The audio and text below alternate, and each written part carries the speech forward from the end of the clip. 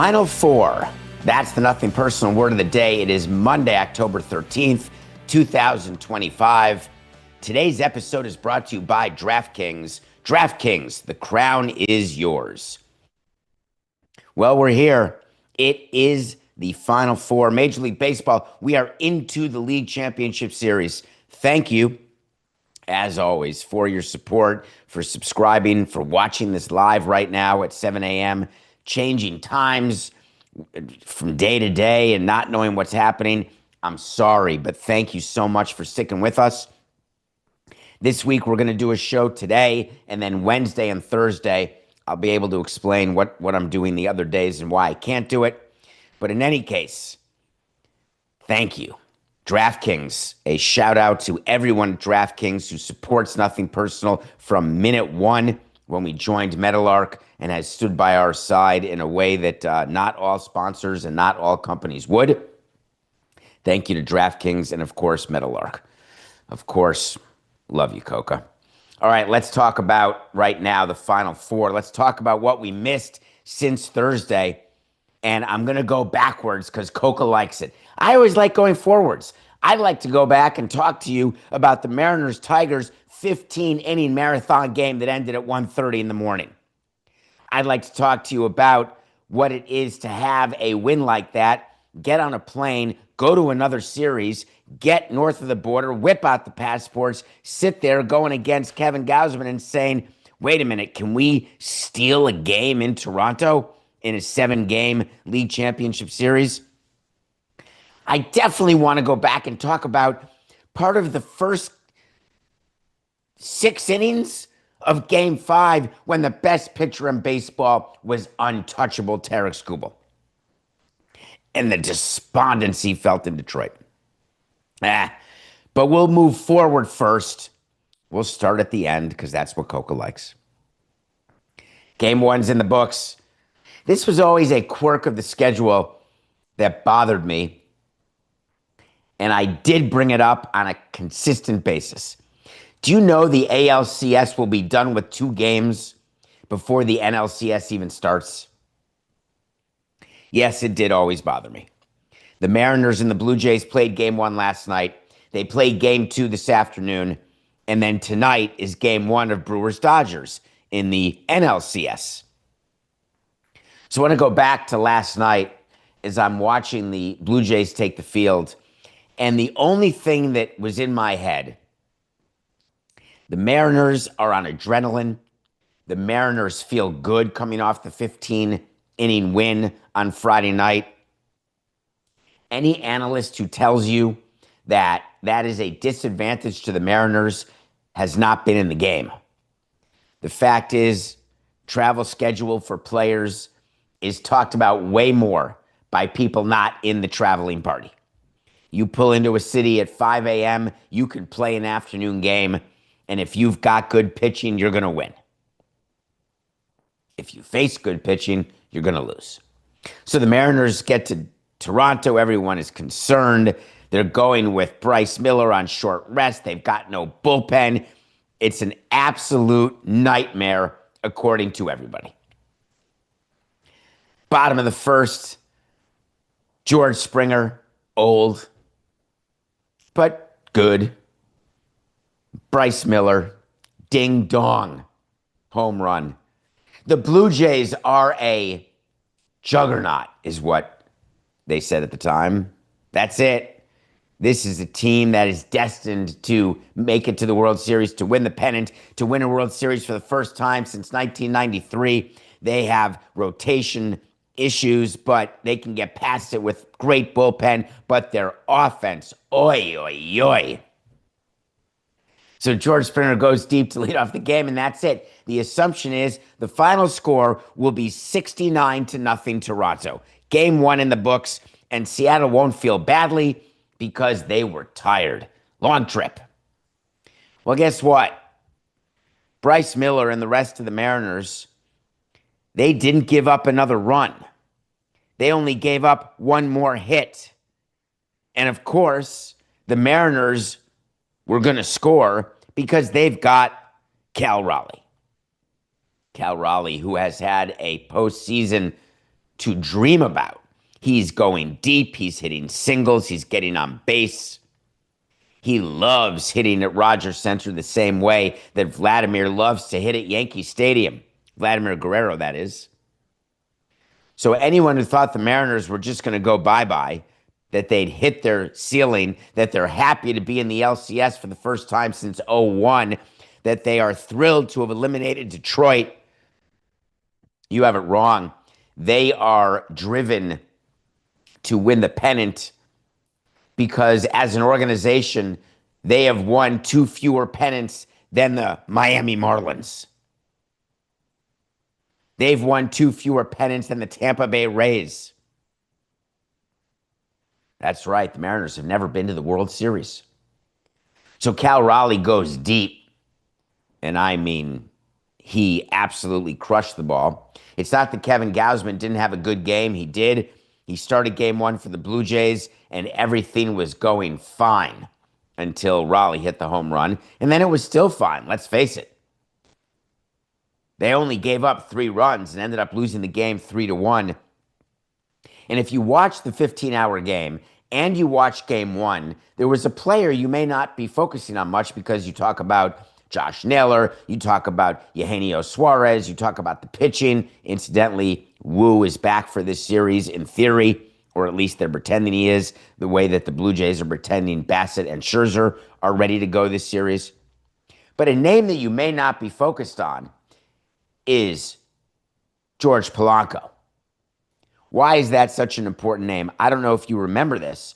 Polanco came to the Mariners from the Twins. He was going to be help for an offense that needed help. Why? Because the Mariners had this great pitching staff, but they never had offense. So they bring in Polanco. And last year, his first year in Seattle, just to be gracious, Polanco stunk. Just to be not full of hyperbole, the cries for him to be released, gotten rid of, never to be seen from again. But Jerry Dipoto and the rest of the Mariners said, we got him.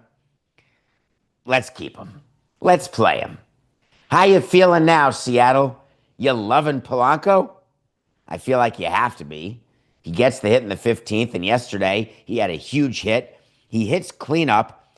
You put him in your lineup, and their offensive lineup, it's longer than the Yankees lineup. There's a chance the Mariners lineup is more intimidating than the Blue Jays lineup, which never stops coming at you. I think we have no doubt it's better than the Brewers and the Dodgers lineup. I think we have no doubt it's better than the Cubs and the Yankees lineup and other teams that lost in the division series.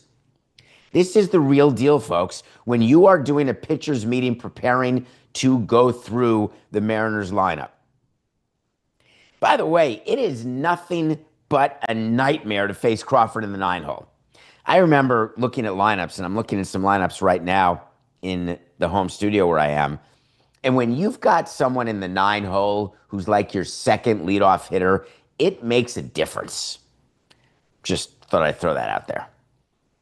The other thing that came up that was important to note about the Mariners-Blue Jays game yesterday is that there's going to be a lot of talk about pulling pitchers and when you pull them. When the Tigers lost Game 5, there was the talk, how do you pull them after 99 pitches in 6 innings, and then all of a sudden the Tigers give up a run? Like, how do you do that? Yesterday, Gausman, take him out. He's only at 76 pitches. I hear you. Let me explain the way pitchers feel right now in October. They're hurting. They're hurting in a way that makes them practically ineffective, where the baseline is that you're thinking 5 innings. Can you get me 5? It would be unreal because these pitchers are not recovering as quickly or as well. You're asking them to pitch in games on their bullpen days. We always would tell you, yeah, they're throwing anyway, so we're going to stop our pitcher from throwing on the side, and therefore we can use him in innings during this particular game, postseason or not. The stress level of throwing in an actual game versus a side session, it's 2 different things. So there's pitchers who are throwing on their bullpen days. There's pitchers throwing on short rest. And even on regular rest, you're feeling as though you do not have the arm strength. You don't have the command. You don't have the velo. Teams know this. What do you do when that happens? Well, you tend to make decisions before the game that the pitchers will have a shorter leash. You are looking at places in the opposing team's lineup where in the middle innings you will go to your bullpen. And by the way, your bullpen isn't feeling too good either. There are teams who choose to deal with this possibility slightly differently, and we'll get to the Brewers and Dodgers later on in the show. But when you've got a closer in LA named Roki Sasaki, who does not pitch for a lion's share of a season to be fresh and ready as a bullpen arm in the postseason, it ain't a coincidence. So I would just encourage you to be more forgiving of your pitchers this time of year, to be more understanding that shorter outings are going to be the norm, where you're questioning managers and front office people taking out the pitcher at a time when you assume the pitcher has more in the tank. I mean, Coca, the 15-inning game when Skubal was taken out, it was very clear to A.J. Hinch and Skubal both that after the 6th inning, he was done at 99 pitches, that he wasn't coming back out. That was very, very clear to everybody. It may not be clear to the fans or the media, but it's definitely decided in advance. And fans, of course, make me happy. I love all of you reaching out to me. I love all the concern, the love. But man, fans just play the result in a way that makes me laugh. If your baseball executives were like you guys, they would be you guys. Stop playing the result and play the decision in advance of the result. Understand why things happen the way they happen, and then realize that baseball, sports, life, the random nature of it is knee-buckling, to say the least. I've only touched on Tarik Skubal a few times, and I'm not going to let the season end for the Tigers without giving you some more details about this guy, because you're watching history, and we often watch what's going on during a particular season in any sport without any frame of reference, without really understanding the greatness that we are seeing. Tarik Skubal pitched against the Guardians in the first round. He pitched against the Mariners in the division series. He had 2 games that he started where he struck out more than 13 or more hitters. Just think about that for 1 second, even in the era of the strikeout, the juice ball, the not juice ball, live ball, dead ball, post ball, pre-ball, in your ball, whatever you want. Do you know the number of pitchers ever who had 13 or more strikeouts twice in a postseason? Wait for it. Bob Gibson and Garrett Cole. That's it. Ever. And now it's Tarik Skubal. And Tarik Skubal did it in the same postseason. Gibson and Cole did it over their careers. Tarik Skubal proved to be the best postseason pitcher. And if you are Detroit, what you're realizing is that you can have Skubal on your team the way the Angels had Trout and Ohtani. You can build up with draft picks and draft correctly and have a deep farm system and sprinkle in some players. And the nature, the unforgiving nature that is a short series, whether it's 2 out of 3 or 3 out of 5, the unforgiving nature of that, the randomness of that, it doesn't matter. So if you're the Tigers, you are not going to lose your mind that you lost that game. But what you are going to say is that we've got a guy, and do we sign him or do we not?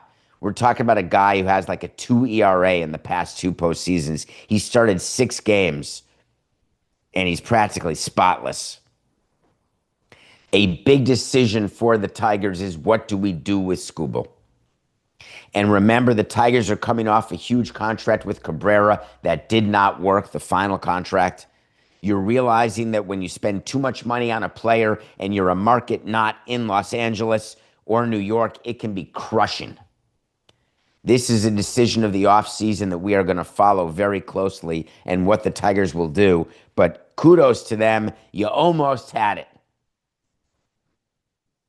The other thing I want to mention is when players do not make a roster in a particular series, there may be a different set of reasons. You have 26 people who are on your postseason roster. They're active.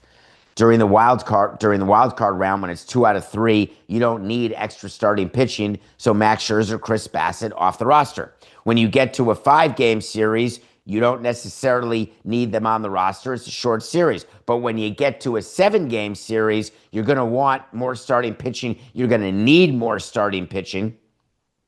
And so it changes the dynamics of your roster.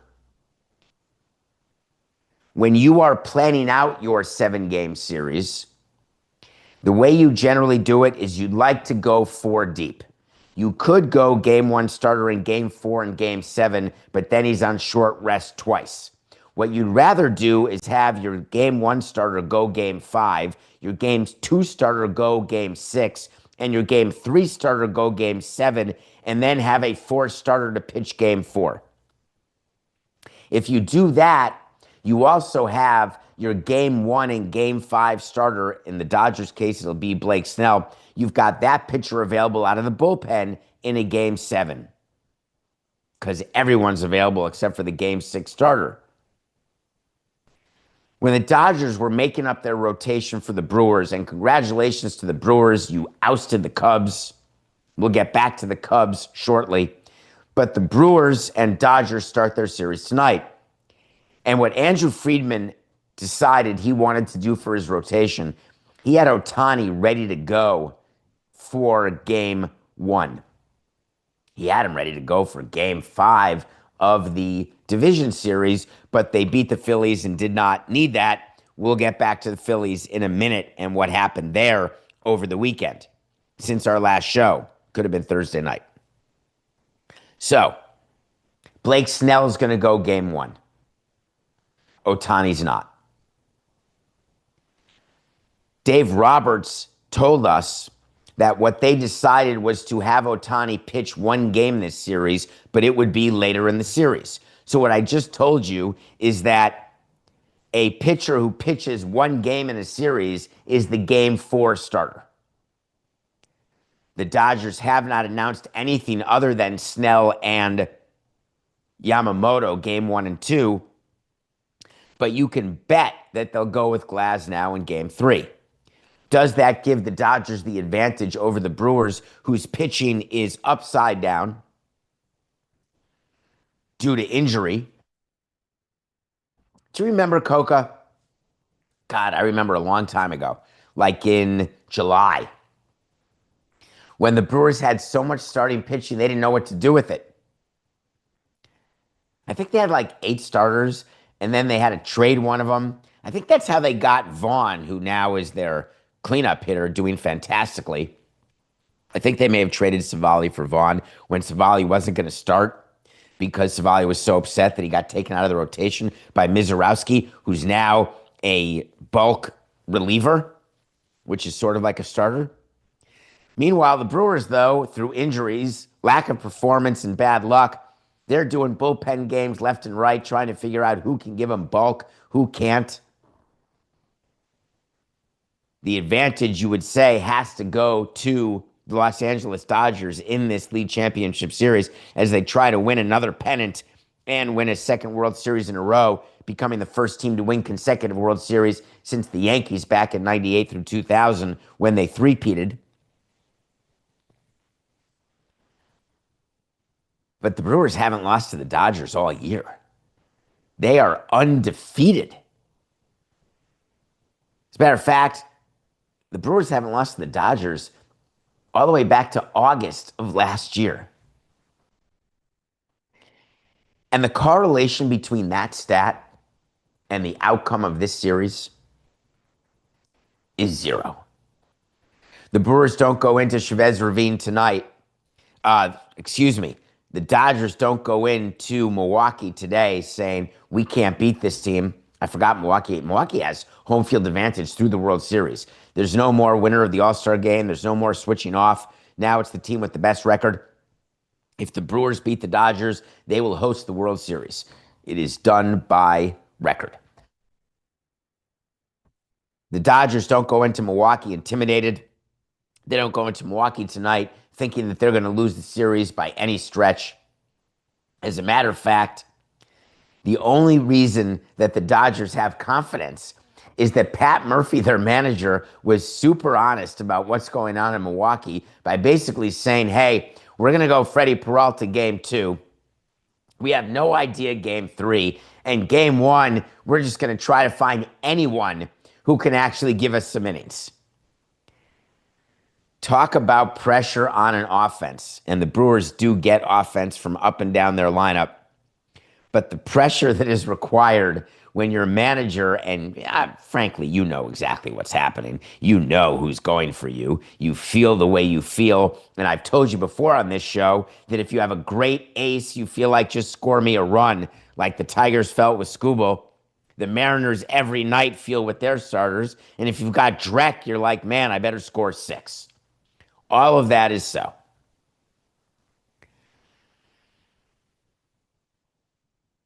What do you think about payroll here? There's going to be a lot of reading about that. I want to give you a fact here before you read all these articles about the Final Four and then the World Series and who's what, who's where. Yes, the Dodgers have the top payroll in baseball. Yes, the Blue Jays have the 5th highest payroll in baseball. Yes, the Mariners are 15th average. The Brewers are 22nd below average. It doesn't matter. This is where the commissioner's office and the union runs into a big problem. Because both sides now are looking for a narrative based on the payrolls that are around. They're looking for total confirmation bias. If it's Dodgers, Blue Jays in the World Series, you get to say, hey, if you're not a top 5 payroll, you can't be in the World Series. If it happens to be the Mariners against the Brewers, then you get to say, hey, you have a big payroll. Good luck. It doesn't mean a thing. Look, you can have a small payroll and you can be in the World Series. Whatever happens in this Final Four, the narrative that you will read all over the place that will be spewed by the union and by the commissioner's office will be all about simply letting you understand that what you're seeing is not normal. So, for example, Bud Selig did an interview, the former commissioner, current commissioner emeritus. He did an interview about this year's playoffs. He's an unabashed fan of the Milwaukee Brewers, even as commissioner. He loves the owner, the new owner. He loves his city, as I do. But he wanted to make sure in an interview that everyone was clear that the Brewers' success this year in gaining the number 1 overall seed, the franchise record 97 games, he needed to make sure that you all understood that baseball is broken. That it was luck, an anomaly that the Brewers did what they did. It's not sustainable because of baseball economics. There's going to be a work stoppage because of this. And it's just not how we should be looking at it. Greatness can be sustainable if you have an owner and a GM and a team president who are great and willing to be great in spite of public pressure. Payroll doesn't matter when you make decisions that work. Payroll doesn't matter on both sides of the spectrum. And we saw it this year. You can miss the playoffs like the Mets, or you can have the best record in baseball like the Brewers and be on opposite sides of the payroll. And it's not about the size of the payroll. It's about the intelligence of the decision that is made starting the day your team is eliminated the prior year. And that's me being generous, telling you that decisions for next year start the day after you're eliminated in the season before. But the truth is that we're planning years out in terms of payroll, in terms of who we're looking at. We're looking at our prospects. We're looking at our major league team. We are not just thinking 1 year out. But for purposes of this conversation, the greatness has to be on a season-by-season basis. And who's great every season? Especially when part of the greatness requires luck in order to finish it off. What do you think about that as a concept?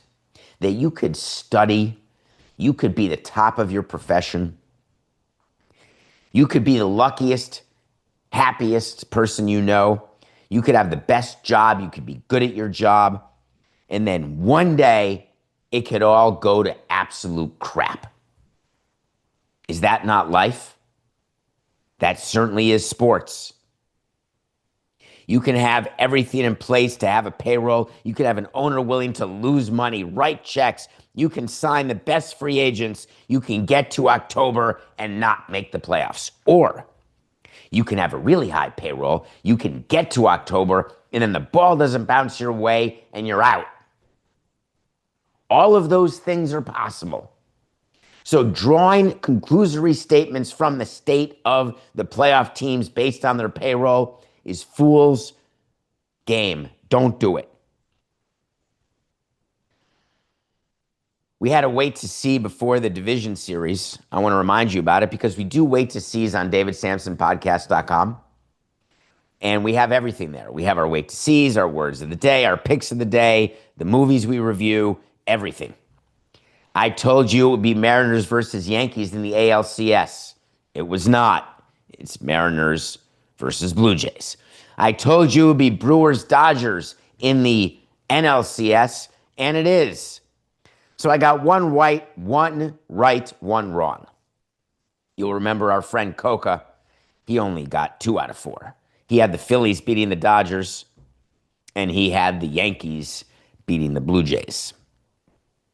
The Phillies did not come close to beating the Dodgers, but the way the Phillies lost their game, I want to bring you back to a player named Orion Kerkering.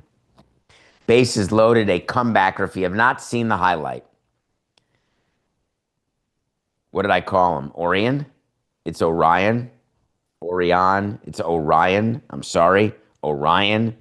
I would always pronounce that Orion, but okay. Start it over. Clip that. 4-8-6-9.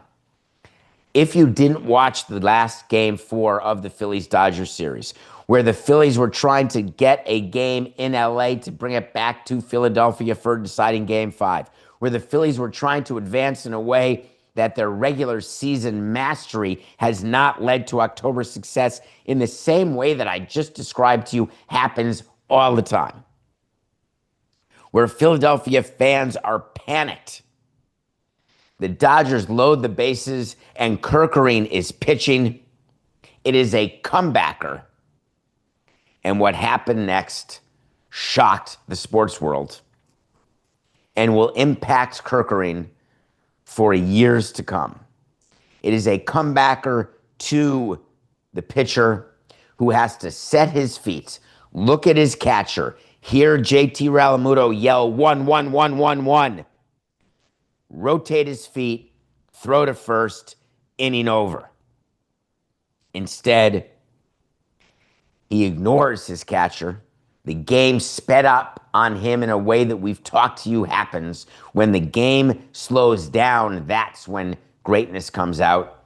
When the game speeds up on a player, that's when lack of performance is guaranteed. So the game speeds up on Kerkering. He throws home instead of to first. He throws wild. Realmuto cannot catch the ball. The runner scores. The game is over. The series is over. The Phillies are over. What happened next was talked about as an example of love, of sportsmanship, of organizational concern. Kerkering couldn't take one step off the mound without being patted, without being hugged, without being consoled. Rob Thompson, the manager, who very well could lose his job because of the loss in this series, waits on the top step of the dugout to hug his player. Teammates going up to him. What do you think they're saying? Because I've asked players this. What exactly did you say? And the answer is, not your fault. We love you. This one's not on you. You've got a great career ahead of you. This will not even be a blip. Now, it's not like giving up a walk-off home run in the World Series. It's not like this is Mitch Williams territory. It's not like this is BK Kim giving up those home runs to Brocious and Jeter. It's not like that. This is not like a Bill Buckner situation, which was a Game 6 and the Mets still had to win a Game 7. Not like that. It's not like a Steve Bartman situation, which is really the Alex Gonzalez error, which caused the Cubs to not win a World Series for 13 future years. It's not like that. It's an error. It is a division series clinching error in a series that the Phillies were unlikely to win to start with. It is a division series clinching error by a player who the Phillies have very high hopes for going forward, young player. There is no other response to it other than love, because the anger, the frustration, the disappointment, the incredulousness, that comes privately. You think as president of the team, your reaction to that error is going to be anything other than going to the clubhouse and giving him a hug? Of course it is. But then it's followed by going back to your office, speaking to the owner, and swearing to the almighty God, who clearly has time to worry about sports because he's not worrying about the health of other people. So you swear to the God and look up at the God and say, are you kidding me? That's when you put an error on Kerkering, screwing up our season and maybe his career.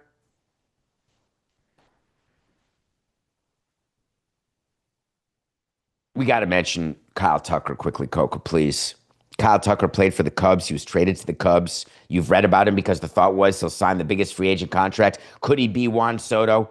Is there a chance he could pass Juan Soto? No chance. Is there a chance that he can approach Juan Soto? No chance. Did he help the Cubs out this year? He certainly did. Do the Cubs need to resign Tucker in order to make that trade worth it? They certainly don't. That trade with the Astros. Do the Cubs need to be pressured by Kyle Tucker and his agent to sign a contract they're uncomfortable with in order to keep the band together and keep rolling? They didn't win the World Series. No, they don't. I'm not saying Kyle Tucker's not re-signing with the Cubs. I'm saying Kyle Tucker's not re-signing with the Cubs. I'm not saying that the Cubs are going to be worse off without Kyle Tucker, because the Cubs are not going to be worse off without Kyle Tucker at that number. I'm not saying it's better not to sign a guy for $765 and instead sign several guys in the 200, 100 range, except it's way better to spread your risk in baseball than to put all your eggs in one either position player or pitching basket. I'm not saying that the Cubs will not try to sign Kyle Tucker and then publicly tell you, listen, congratulations to Kyle. We loved having him here, but we weren't comfortable with that number. I'm not saying the Cubs aren't going to say it, but man, you fans don't like to hear owners ever say, we got to our limit and didn't want to press it. You never want to see us move on from a player who we want. And when there are owners who are fans, that is what the owners do, which is how the contracts get out of control. I'm not going to lose that player for an extra year. I'm not going to lose that player for $5 more million a year. What's the difference? An extra $50 million over 10 years? Easy peasy. I'm not saying that owners don't pay attention to what fans are saying, except that the owners aren't paying attention to what fans are saying. They're paying attention to what they feel as a fan. which is why executives try to stop owners from being involved, because fans don't get it right way more often than we don't get it right. Kyle Tucker is going to be like free agent palooza. All right, Coca, let's go to the review, please.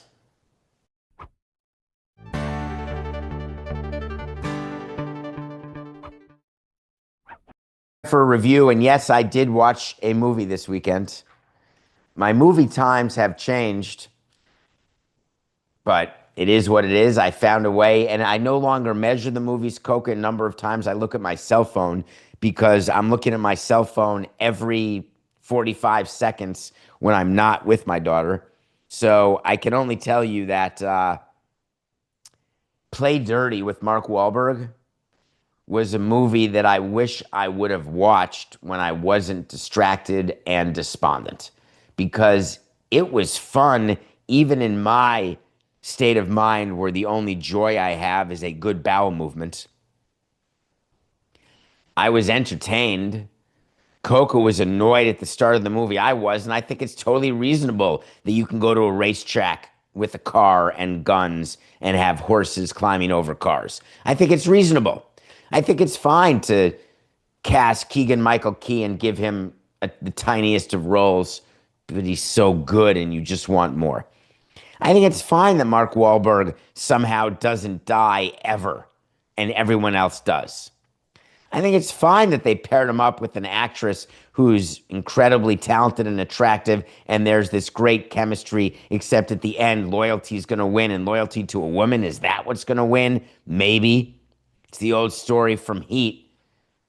Why did Robert De Niro not choose Amy Brenneman? I may have those actors wrong because that's a 30-year-old movie. I don't think I do. I think I have it right. I really do think I have it right, because that is what bad guys do. So Play Dirty on Amazon. Here's how I'd review it.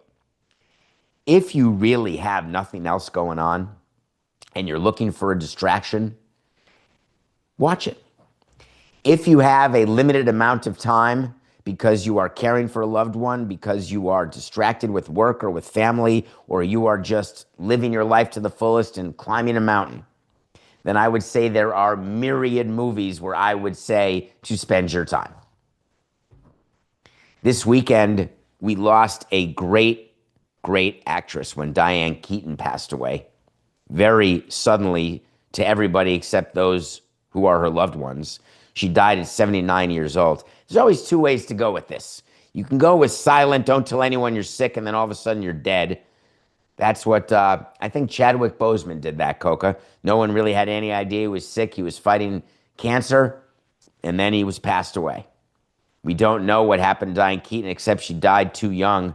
Imagine my view of too young these days, but 79 to me is too young. So in honor of Diane Keaton, who I absolutely adore, I wanted to give you my top 5 Diane Keaton movies. I don't believe we have music. I don't believe we have fanfare. I believe we're just going to tell you that number 5 is a movie called Baby Boom. You should watch it. Talk about women empowerment. How can you be a mother and run a big business or be in big business? How is it possible to work hard and be a good parent? Those themes still exist today. Can you work hard, make money, and be there for your kids? Is there pressure on a woman more than a man to be there for the kids, so women for sure can't work hard because he can't do both? What about when men are the primary caregivers? Can they not work hard, or can they? Are they judged? Are they not? It's called Baby Boom, ahead of its time. Number 4, don't cancel Annie Hall because Woody Allen is a pedophile. And what's the word? Incestuous POS.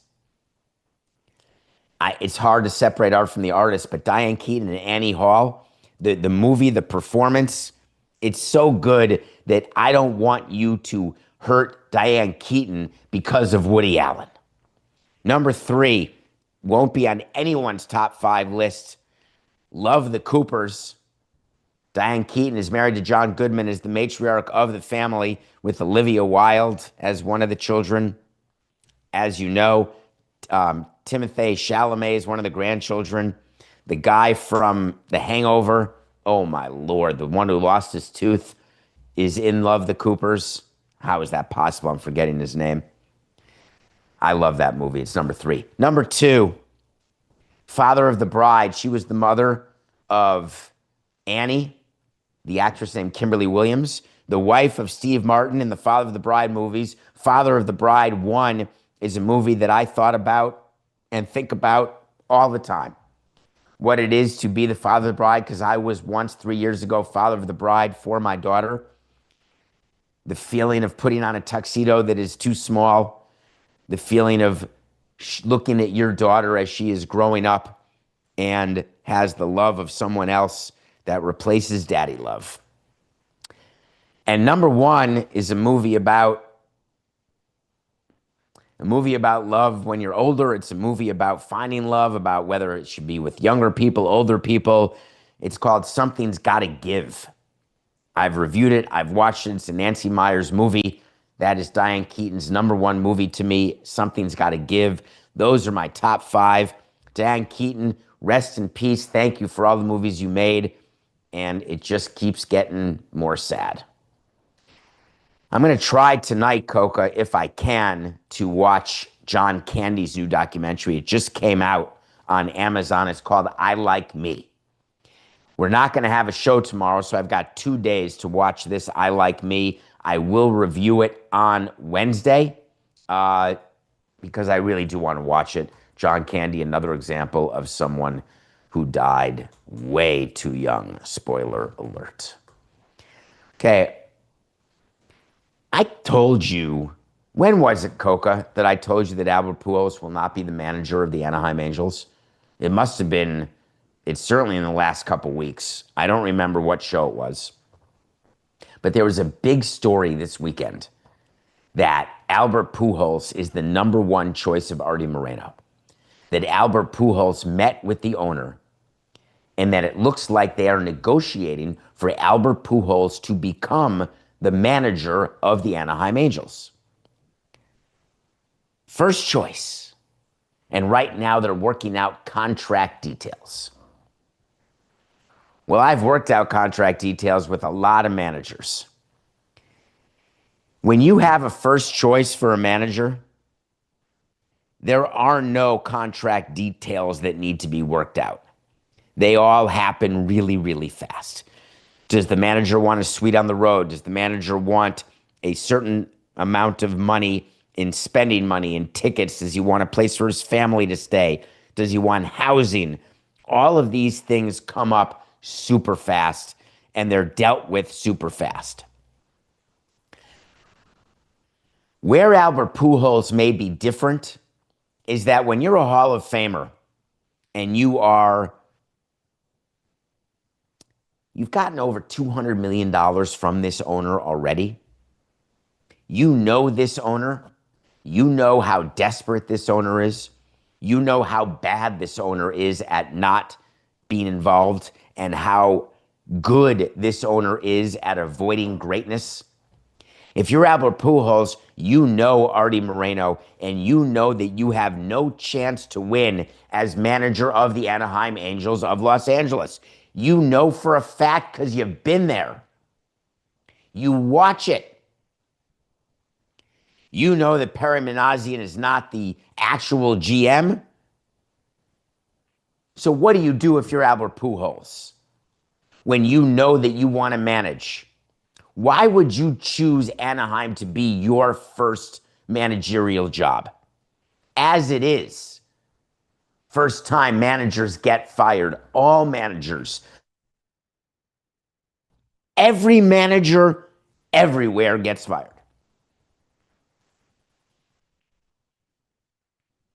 Can you imagine if you're given a choice and you're Albert Pujols and you go to your family and you say, how would you feel if we move out of New York, let's say, and we move to the West Coast and I become manager of the Angels? I've always wanted to be manager. You know that. You know I'm going to be a big league manager because I told you I want to do that. You know I'm already managing the World Baseball Classic, which I'll give up if I become a big league manager. You know there's 8 openings right now, 7, 8, 9 openings in the big leagues. Here's what I'm going to do, honey. I'm going to fly to LA. I'm going to meet with Artie, and I'm going to give him a list so long that it's going to make Santa's list look like it's got a menorah on it. And I'm going to make it so painful for Artie that if he says yes to everything I want, we're going to have to pick up and move to LA. If he is so ridiculous that I ask him with my agent for 50 things and he goes 50 for 50, we're going to do this. It makes me smile. Word comes out that he met with Perry Manassian. Word comes out that they're negotiating what to do with his $1 million a year personal services contract that was part of the original $240 million deal signed in 12 when Pujols didn't become a Marlin when we thought we had him signed. You're being misdirected, I promise you. What they are negotiating now is simply when will they say no to one of his requests. I still believe he's not going to take that job, but we'll find out. Before this hour ends, I want to do the nothing personal pick of the day, Coca.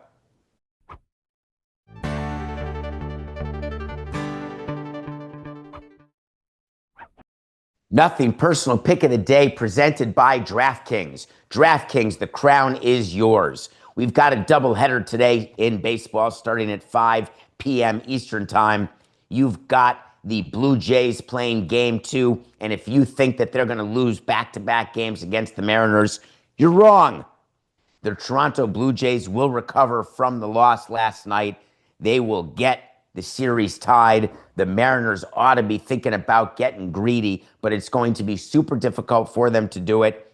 Don't sleep on how good Savage is, who's pitching for the Blue Jays, if you haven't watched him.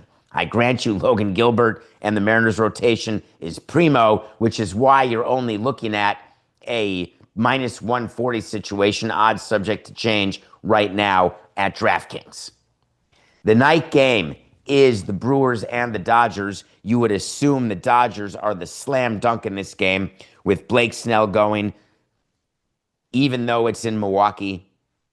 Even though Milwaukee doesn't lose to the Dodgers, I have a different view.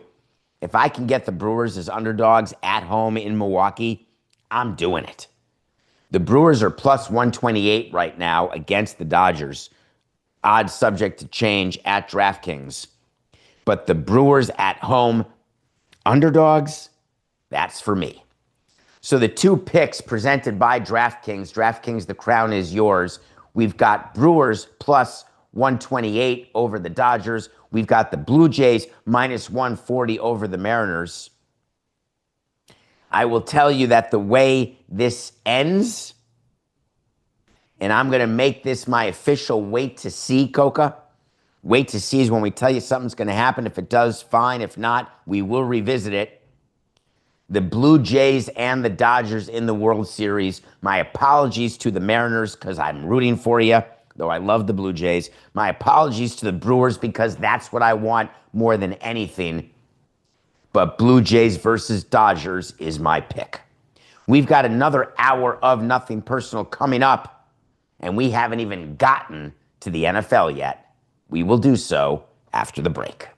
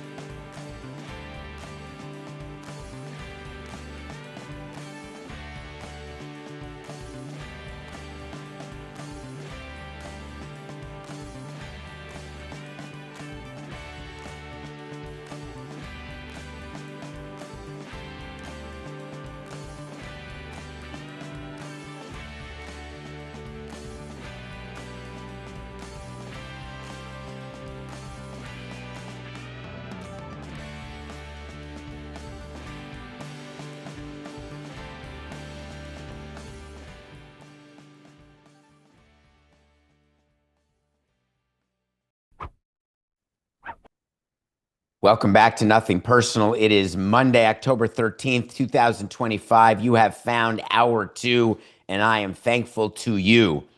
As a reminder, there is no show tomorrow. We will be back Wednesday and Thursday. So this week we're doing 3 days.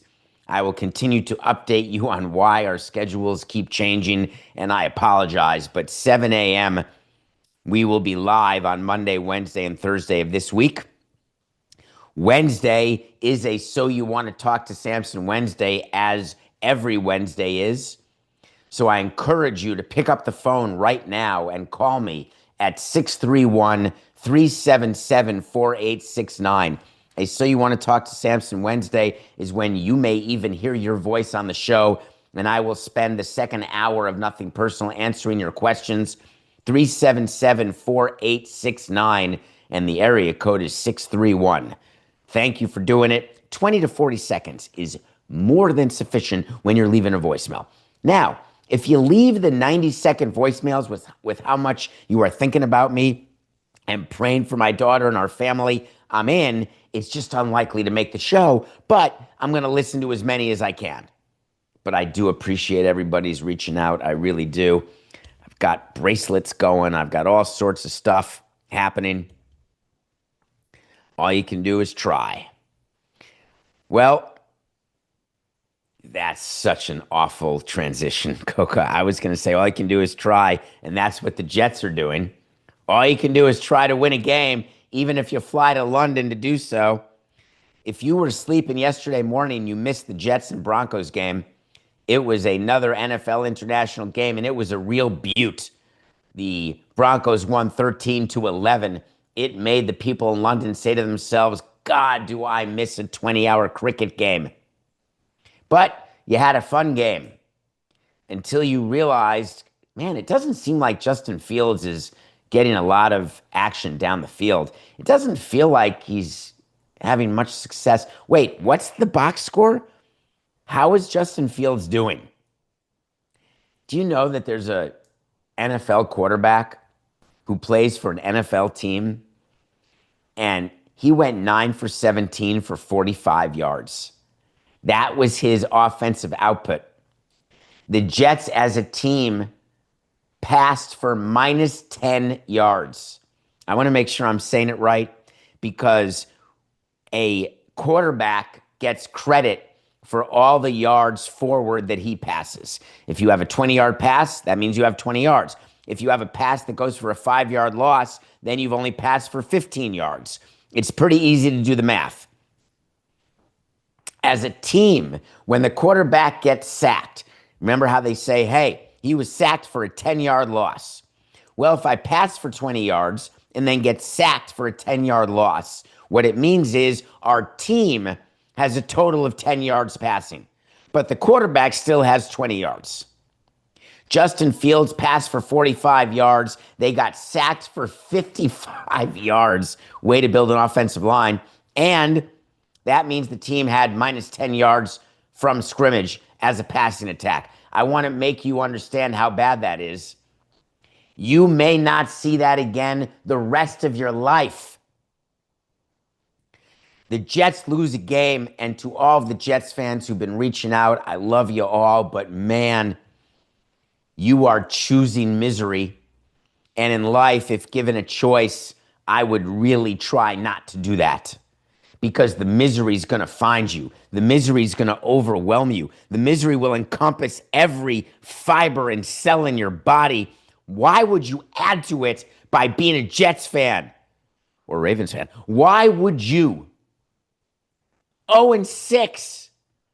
And that wasn't even the best part of the Jets-Broncos game in London to start week 6. Well, Thursday night game started, but to continue week 6.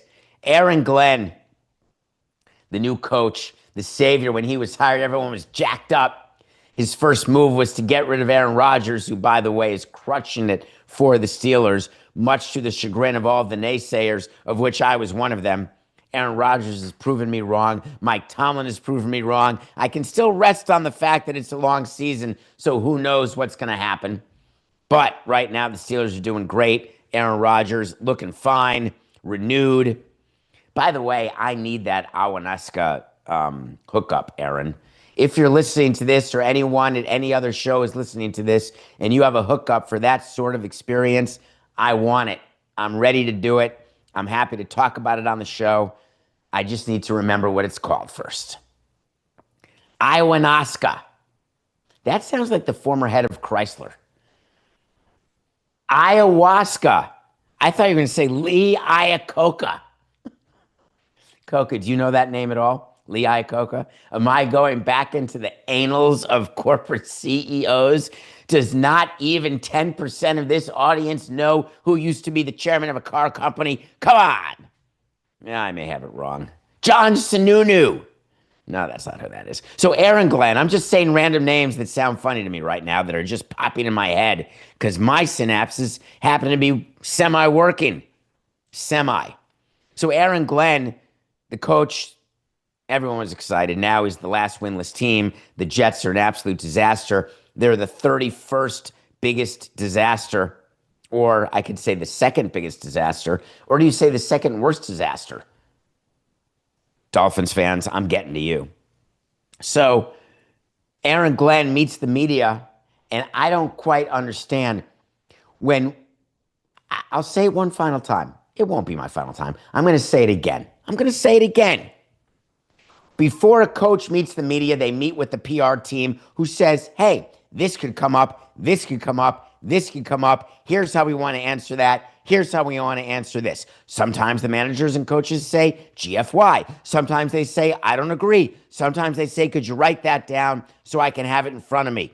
Wait, who's got what hurt, pain that we're making light of, that we're not telling the truth on our injured list? All right, what do you want me to say? That some guy's got a broken sphincter? Okay, I'll get to that.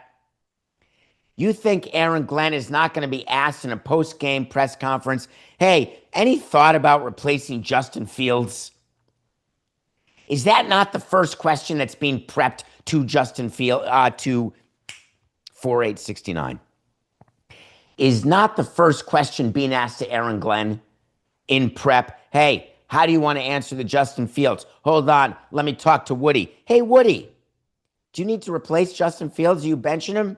What do we got? What are we doing here? Oh, I can't reach him? Well, doesn't he live in London? Oh, that was last time. He's not here. He may be here, visiting old friends. What are we doing? But under all scenarios, we have an answer to the question if we're Aaron Glenn. Hey, what do you think about it? Justin Fields? Obviously, when you're 0-6, we're going to take a look at everything. We're going to take a look at everything from the coaching staff to the players, to the game plan, to the execution, to the way we sit on the team bus or the team plane, to the food that is served at halftime. We are looking at everything because we haven't won a game. That's an easy answer to that media question. So tell me, what do you think about the quarterback? I got to tell you guys, no one should feel good. Instead, Aaron Glenn looks out at the reporter, scolds the reporter, and says, what kind of question is that? Well, it's the most logical question that you're going to be asked, Aaron. So he then goes on and says, you can't just sit there and say, oh man, we're going to bench him because I thought in some other games he's played well. So I'm not looking at this as just, man, he played the bad game, we're going to bench him. I don't see it that way. Well, thank you very much for not seeing it that way, Aaron. The front office gave this guy $30 million guaranteed. Don't forget, Fields was signed by the Jets. Don't forget that Aaron Glenn, as the new head coach of the Jets, has about as much say of Justin Fields continuing as quarterback as I do. That's not being nice to Aaron. I should say that Aaron Glenn has a slightly higher chance of being involved in the Justin Fields quarterback, does he play or does he not decision than I do. Slightly.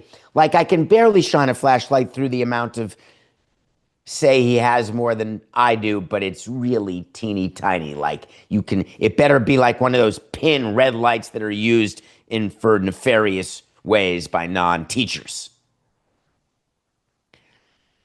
When do they do it? That's the question. Do you let him go to 0-7? Do you maybe let him go to 0-8? Do you threaten the Dolphins' 1972 season of perfection on the wrong side? Do you say to yourself, wow, are we the Lions? Are we tanking now? Do we want to get Tua? Do we want to find a way to tank? All these things are being discussed in New York. And meanwhile, Jets fans continue to be despondent beyond repair. But it could be worse. That's a great question, Coco. Do you have the Jets in a worse position or the Dolphins, Coco? Where are you in that? Jets, Dolphins. Would you rather be a fan of the Jets or a fan of the Dolphins? In my ear, what do you got? Yes, no, or do you think the Ravens are the worst? Is that it? I guess so, because you're a Ravens fan. Koken has a view that the Dolphins are in worse shape than the Jets because of the contract given to Tua. I say that the Dolphins are always in the worst possible position, except for the fact that the Jets are just so bad. But let me go to the Dolphins. They had it. They were going to beat the Chargers. They had it. They're up with under a minute to go. They give up an amazing play by Justin Herbert. It's a quick pass when he's about to be sacked. He gets it out to the side. All of a sudden, 3 missed tackles later, 42 yards gained. Bing, bang, boom, field goal, game over. Dolphins lose. Okay. What did we tell you about what happens after a team loses? Well, you know. Media availability. The Dolphins have a problem today because today, Monday, October 13th, they will have to meet the media again, let's say at 2 o'clock or 3 o'clock, when the coaches and the players will do a postmortem on yesterday. And the only thing anyone's going to be talking about are Tua's comments to the media after the game. I want you to listen to what Tua said after the Dolphins lost to the Chargers yesterday. Well, I think it starts with the leadership in helping articulate that for the guys, and then what we're expecting out of the guys, right? We're expecting this. Are we getting that? Are we not getting that? We have guys showing up to player-only meetings late, guys not showing up to player-only meetings. Like, there's a lot that goes into that. Do we have to make this mandatory? Do we not have to make this mandatory? So it's a lot of things of that nature that we got to get cleaned up, and it starts with the little things like that. To be clear, you're saying some players were late or missed? Late, yeah. Yeah, thank you. Let me be as clear as I can. The days of Tua being the Dolphins quarterback need to be numbered. Tua just made it very clear in that soundbite that not only is he not a leader of the team, but he is actually a detriment to the success of the Dolphins. By calling out players publicly like that, you are not motivating them to be better.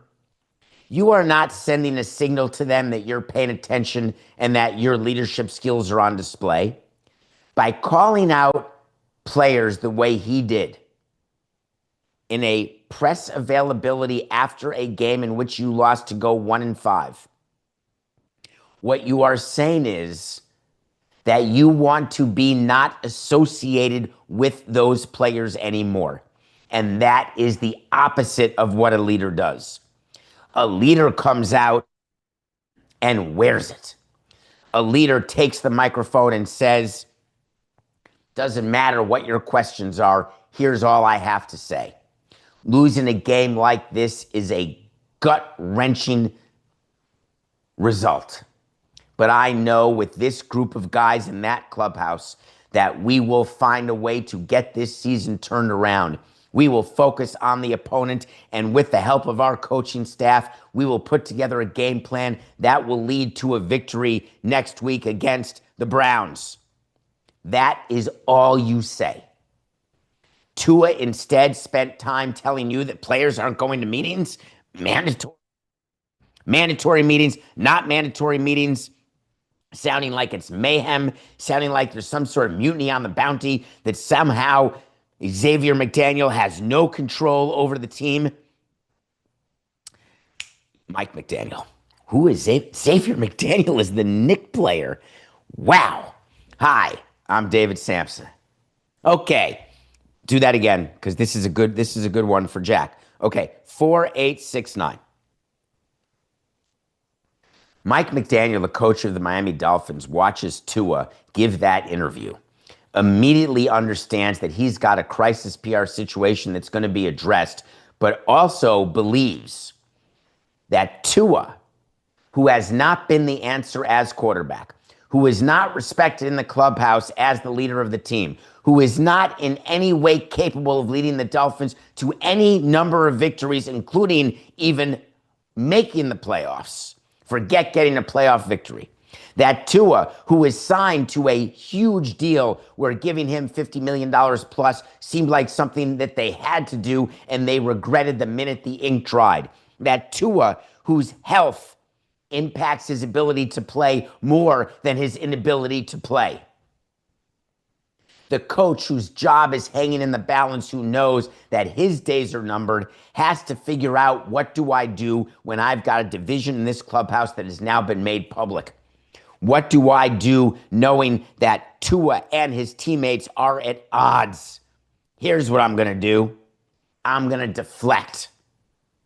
And Mike McDaniel made the decision when he heard what Tua had said to say, not interested, not worried about the team being together. I am focused on getting our team right. I'm focused on winning games. Well, the truth of the matter is that Mike McDaniel can't keep his team together, that Tua can't lead the team as their quarterback, that the decision to sign Tua was an ill-fated decision by Stephen Ross and Chris Greer, that the reality is that until the Dolphins move on from Tua, they are subject to this dysfunction and this losing. And yesterday, it should have been the final straw. The business of football will come into play. Dead cap money, salary cap circumvention, manipulation, maneuverings.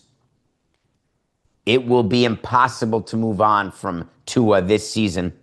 It will not be impossible to move on from Mike McDaniel and GM Chris Greer.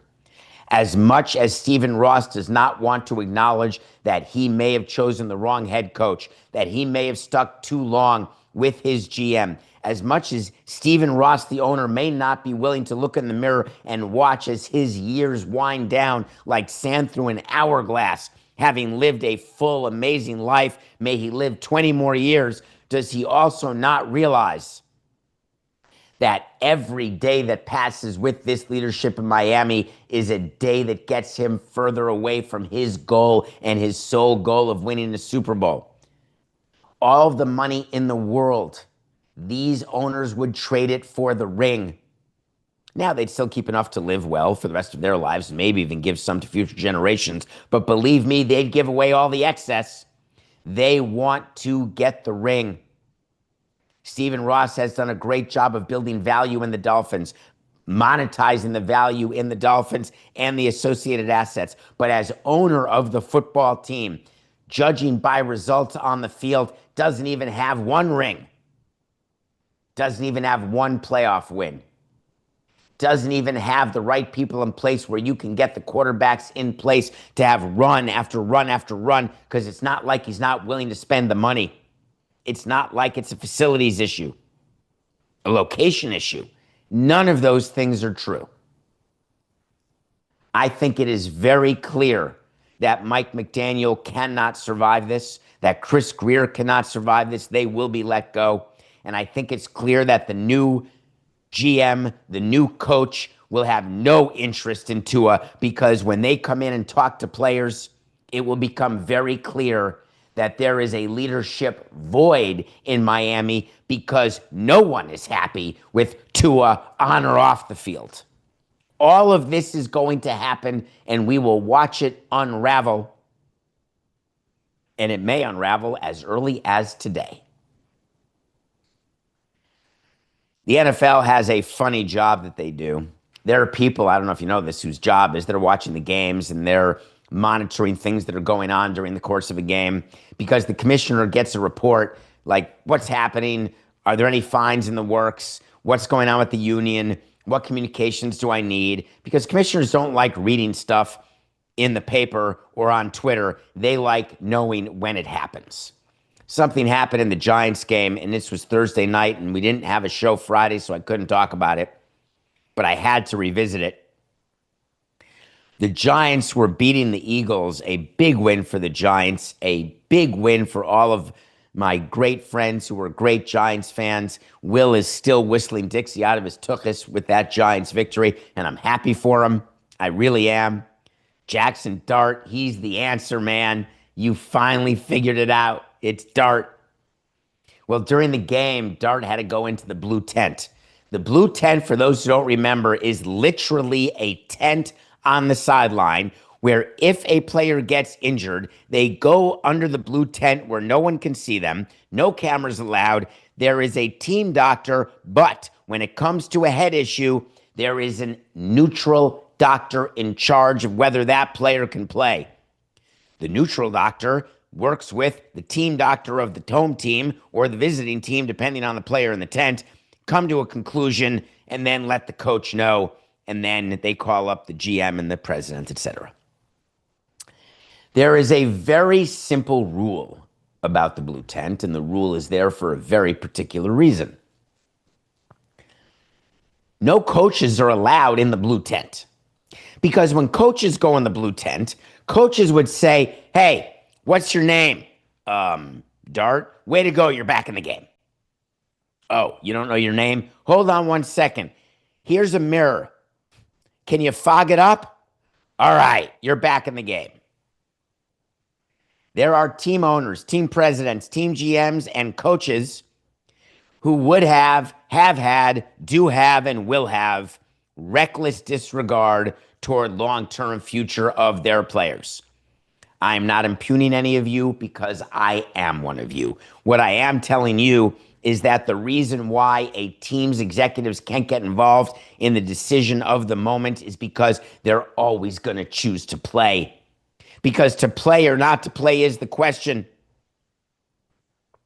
Brian Daboll went into the blue tent. That's a violation. Then Brian Daboll yelled at his own team doctor, I've done it. You don't do it in public. I understand the heat of the battle. I get it. Not in public. I have way too much respect. My late father-in-law was a team doctor for the Brewers. Called him Frank Burns. His name was Paul Jacobs. Our team doctors from Danny Cannell to Lee Kaplan. Yes, that is, Dr. Cannell is Danny Cannell's dad. And from CBS, and you know him, the quarterback. Anyway, you need your team doctor. But there is a rule. And the rule is that the team doctor tells me what's happening. Then I say to the team doctor what's in my head. And then the team doctor either says, I agree or disagree with you, or the team doctor says, don't do that. And I say, I'm going to do that. Sometimes I say, I didn't do that, I won't do that, but I'd like to do that. And the team doctor acts as both a body doctor, but always a mind doctor. They play two kinds of doctors. Because dealing with the emotion and the passion of a moment, and that moment can be when you're playing, when you're not playing, that is a moment of sheer panic for the team doctor because they know what's right because that is their training. They know, hey, this hamstring is going to blow. Hey, this concussion is real. Hey, blank, blank, blankety, blank, blank. But a team president, just one more at bat, 2 more innings, 5 more innings, 3 more starts, 3 more sets of downs in the NFL. Just please let him out there. You can't allow the pressure of the executive to be a part of the decision-making process. So the NFL has all of these rules in place. And all of these rules are meant for the same thing, to eliminate that emotion. So when Brian Daboll goes into the tent, the commissioner, Roger Goodell, gets word of that. Why? Because you gotta fine him. It's not even a question. I mean, Coca, we can make it the easiest way to see. I assume it's going to be announced today. Brian Daboll is going to get fined by the NFL for going into the blue tent on Thursday. Wait to see. Make it official, Coca. Put it in the document at davidsamsonpodcast.com because it's happening as sure as I am sitting here today getting ready to leave in 25 minutes. We still have 25 minutes. Don't shy away from these last 25 minutes, please.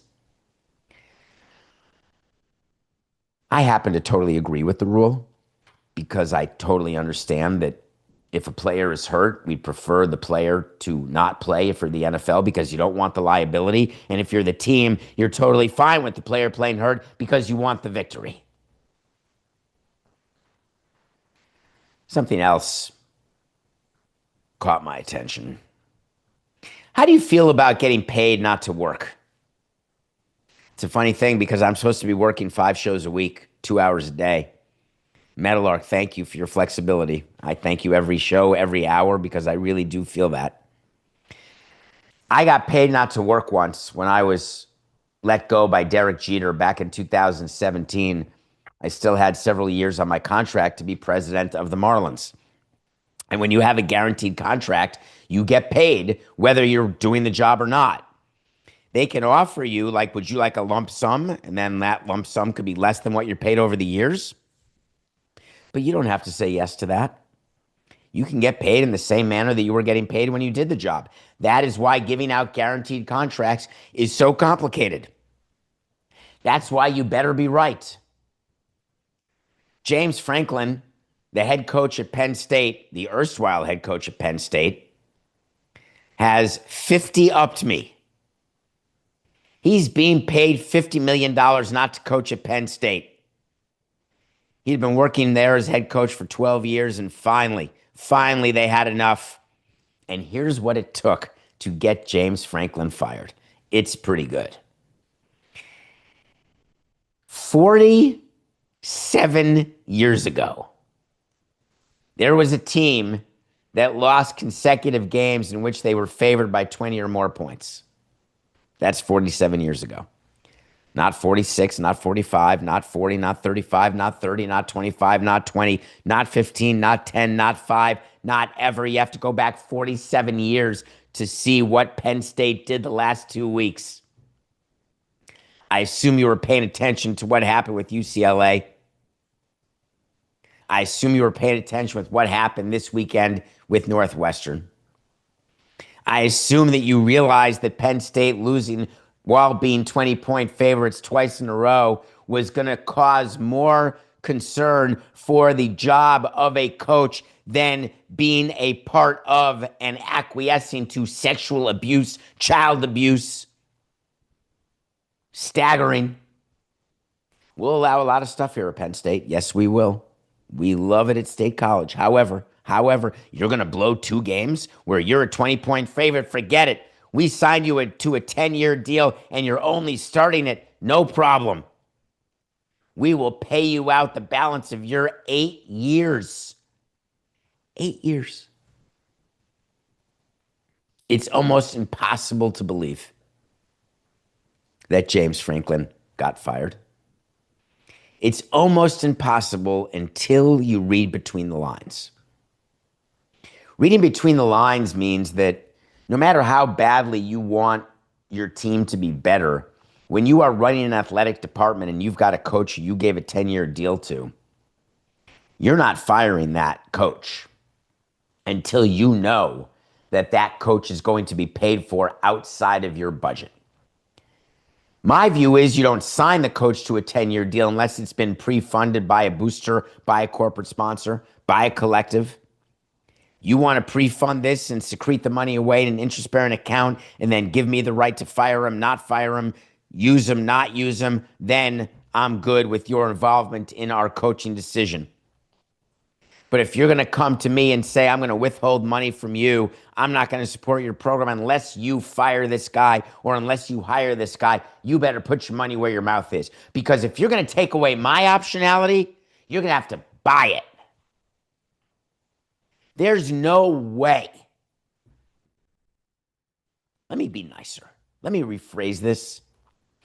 It is super highly unlikely that Penn State fired James Franklin without it being paid for by a company. And the rumor is it could be Adidas. The rumor is it may not be. It may be. It makes perfect sense that it would be. Adidas just basically signed a 10-year deal that is starting next year with Penn State, basically getting rid of Nike.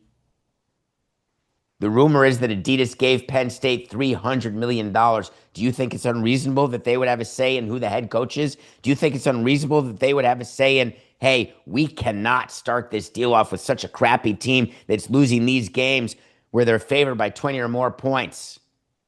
All of that is possible. No one knows it for sure, but I'm pretty much here to tell you that firing James Franklin in the way they fired him, it's got to be prepaid.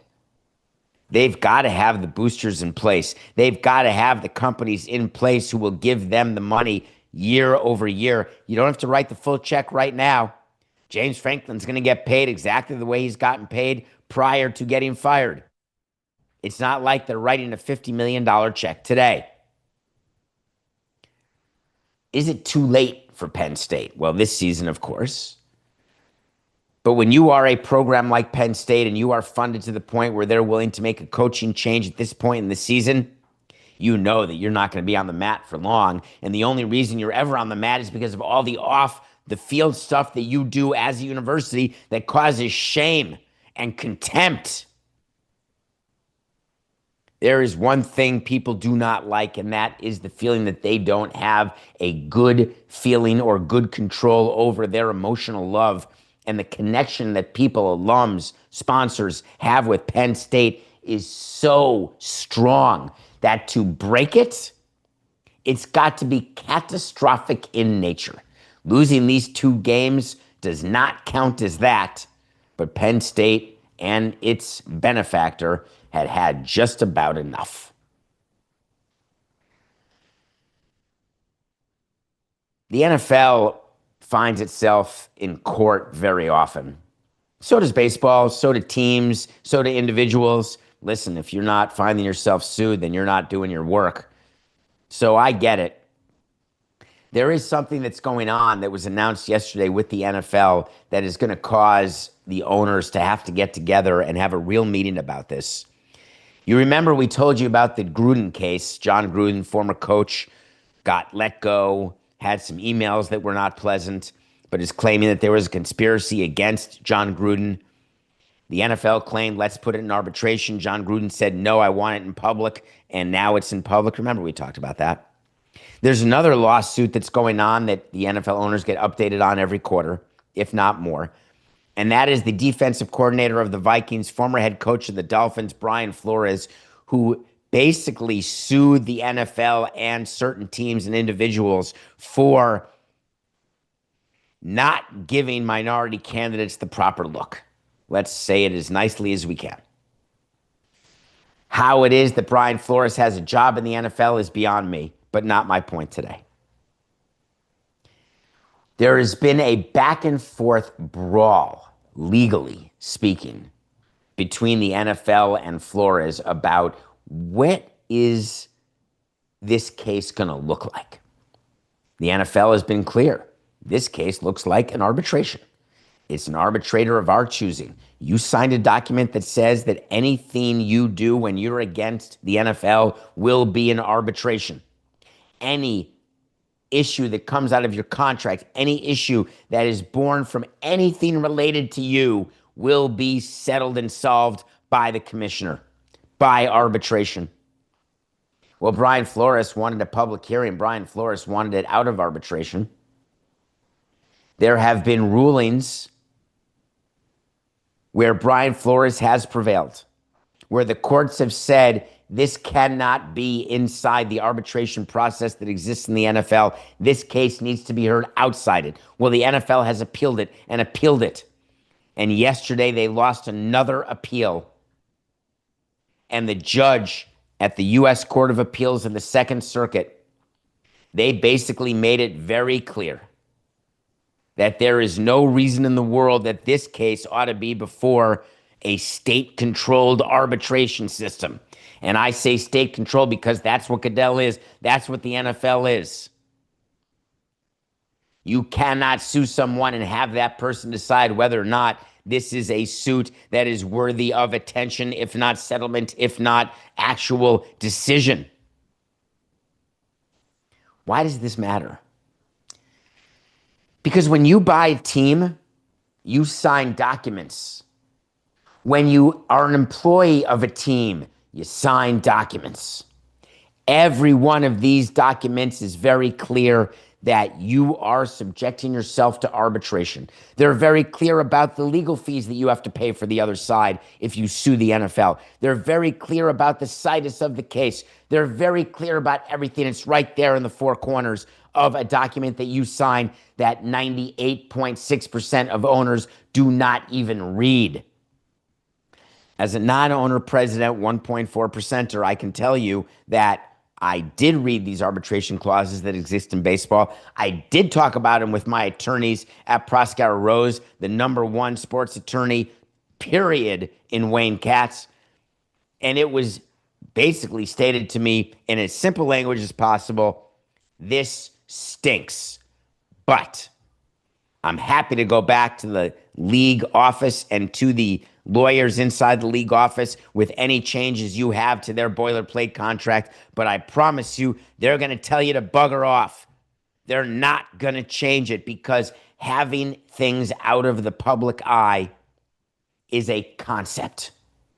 The reality when it happens, because lawsuits are actually fired and you may be forced to be in a public setting, you've got to fight tooth and nail if you're the NFL to make it so nobody can do that to them. You cannot put me in town square to get flogged. You cannot put me on the stand in front of a judge, in front of a jury, and make me show you things in discovery that I otherwise never would have shown you. You can't make me do this. Therefore, you're going to sign your agreement that you won't make me do this. Brian Flores had an arbitration provision in his contract. You can bet. But Brian Flores didn't care. John Gruden didn't care. They pushed and they pushed and they pushed and they pushed. And their sole reason is not money.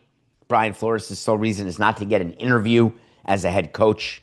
The sole reason is to embarrass the National Football League and to bring them down a notch, or 10, or 69. The purpose of the lawsuit is to let the world know that this fiefdom that is the owners controls the fans, controls the players in a way that would otherwise make you feel super uncomfortable.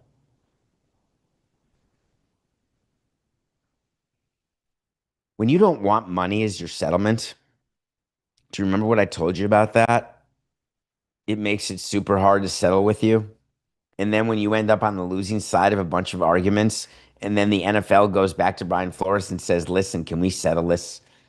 And then Brian Flores is going to say to him, settle? I've got you by the curlies. I'm not settling with you. I'll see you in court. John Gruden's doing the same thing. Settle? I don't want your millions. I want to see you squirming in court. I want to see you put your hand on the Bible, raise your right hand, and swear to tell the whole truth and nothing but the truth. So help me. George Burns reference. Oh God, part 1. So help me. That always made me laugh. The NFL needs to make a change here. And I want to give them a suggestion because I know they're listening. If you want to avoid the New York courts, it is way easier to have a provision that allows for a site of a lawsuit to be in a different place where you do business, and that is going to be more followed by the courts and the appellate courts when inside there is a rule that this contract will be construed under the laws of Delaware. Any lawsuit brought about will be held in Delaware, in the Delaware court system. When the courts see that there's an arbitration provision and then know that it's actually not independent arbitrators, that cuts to their sense of right, their sense of fairness. So therefore, you've got to change your boilerplate contracts with owners, with players. That talks about where you're going to do what you're going to do, that explains the civil procedure part of it, that explains how you're going to get jurisdiction or waive jurisdiction to get into a different courtroom.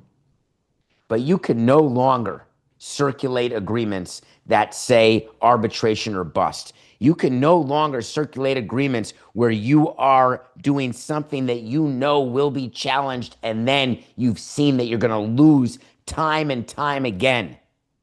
You can't do it anymore. The NFL will hem and haw. They're going to get their legal department together. They're going to call some of the great law firms they work with, and they're going to start to figure out how to change their core contract, their uniform contract, how to change what owners sign. Mark my words, it's happening.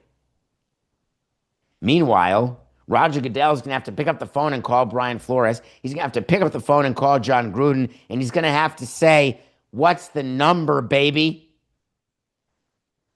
Because no matter how much someone says it's not about the money, it's about embarrassing you. It's not about the money. I want you to be held accountable. It's not about the money. The more they say it, the more I think is, all right, it's not about the money, except how do you feel about being overpaid?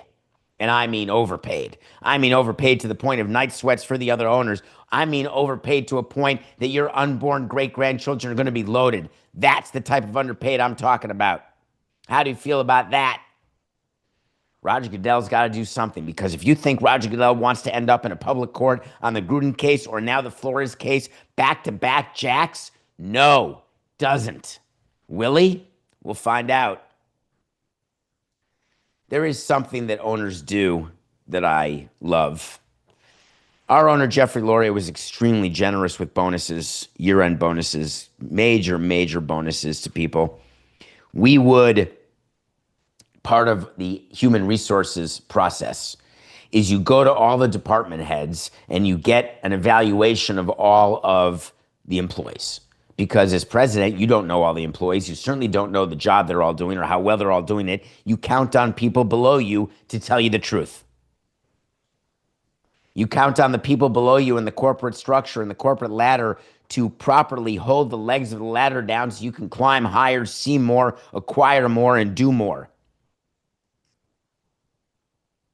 Every once in a while, owners will have a transaction that will cause them to be even more generous than they otherwise would be.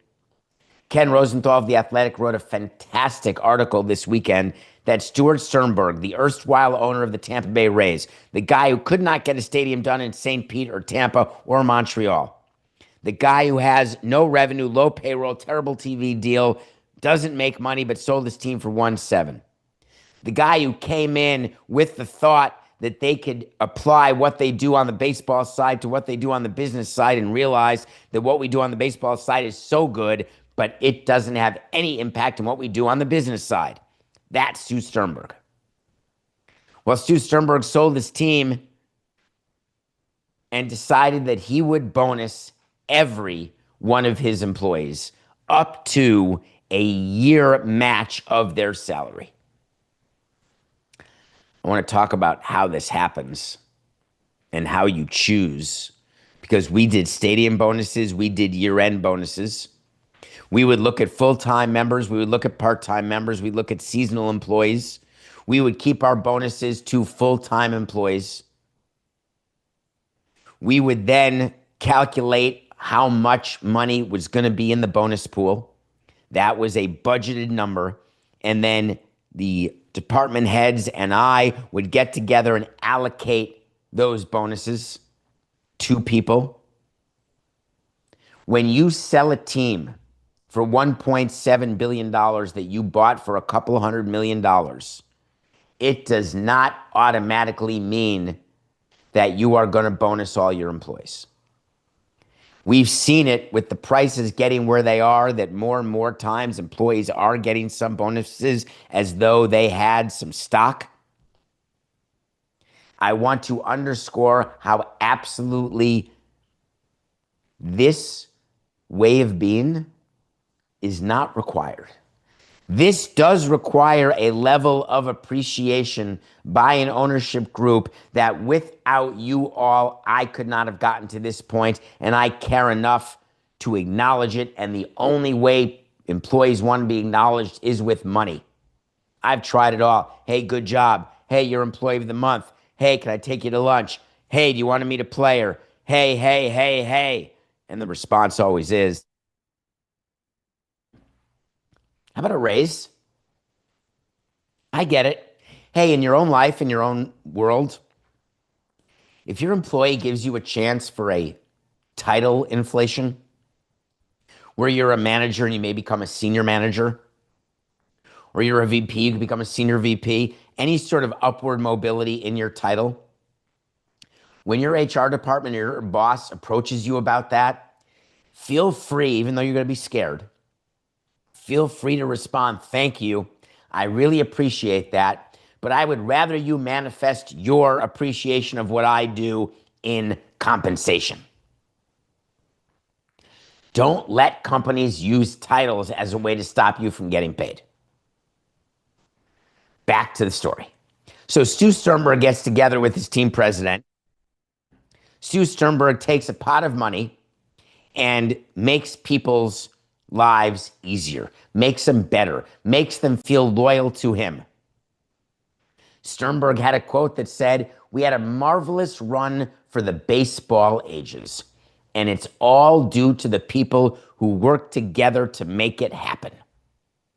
The reason why that makes me so happy is that is what our owner would say. That is what good owners say, what generous people, what mensches say. And there's not enough mensches in sports, that is for sure. And you may think that giving someone 20 grand, 40 grand, 50 grand, 5 grand, it adds up. It adds up in a way that is significant. Owners don't owe tens of millions of dollars to their employees, to their fans, to their executives. They took the risk. They invested the money. They got the payoff.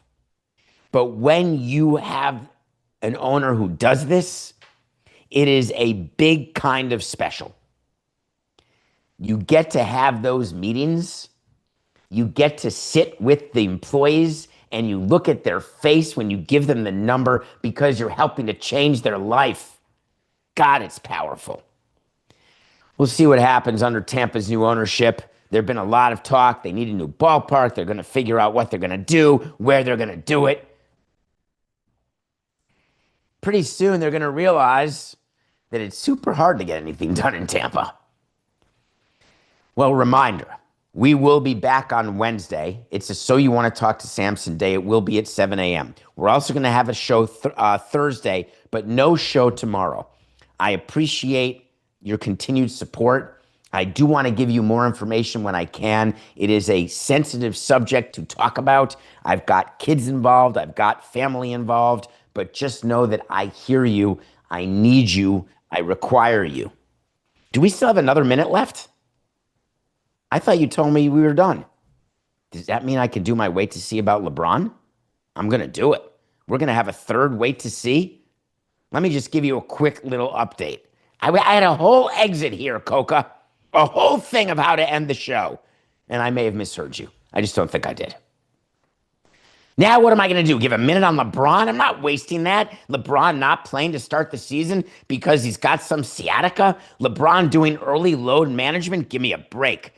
No, I'm not going to take the time to say that Luka's saying I'm going to step up in the absence of LeBron and JJ Redick saying, oh, we're going to keep this going until he comes back. The team is supposed to win only 44 games. I'm not going to take the last minute of the show to try to tell you that this whole LeBron saga of Hennessy and decisions and sciatica and age, I'm not saying he's not great and that he's not still good. I'm not saying it, Coca. I don't even have time.